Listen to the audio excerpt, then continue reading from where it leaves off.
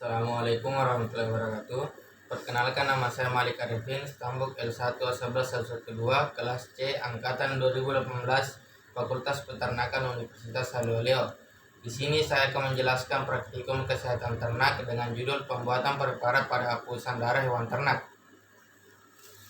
Praktikum bermaksud untuk mengidentifikasi eritrosit dan leukosit yang ada pada ternak serta memahami fungsinya masing-masing. Eritrosit berguna untuk mengedarkan oksigen, yang dimana jika eritrosit dalam tubuh berjumlah sedikit, maka itu merupakan tanda-tanda darah anemia. Salah satu cara untuk memeriksa darah yaitu dengan membuat preparat darah apus, kemudian diamati dengan menggunakan mikroskop. Tujuan dan luaran.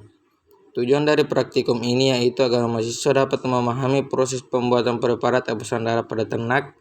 Adapun luaran praktikum yang diharapkan agar mahasiswa memiliki pengetahuan mengenai pembuatan preparat apusan darah pada hewan ternak. Alat tambahan. Alat yang digunakan pada praktikum kali ini yang pertama adalah mikroskop, yang berguna untuk mengamati preparat apusan darah yang telah kita buat. Yang kedua, kapas, alat sterilisasi saat mengambil darah pada ternak.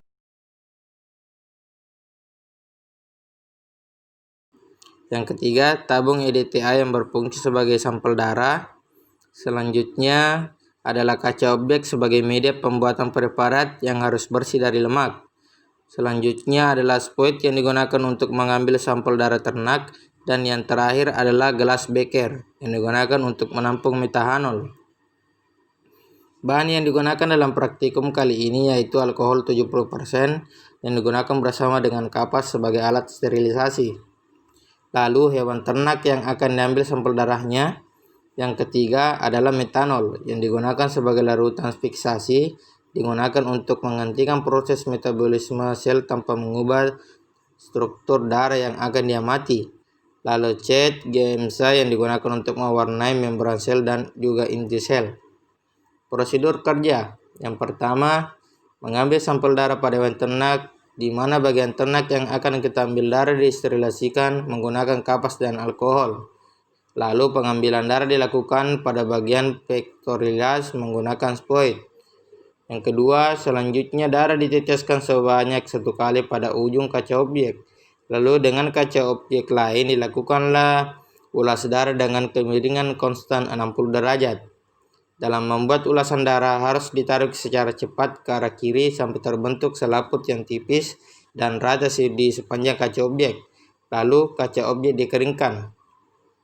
Yang ketiga, setelah kering, preparat ulas difiksasi menggunakan metanol dengan cara meneteskannya sebanyak 2 tetes pada tiap kaca objek atau direndam selama 5 menit lalu dikeringkan.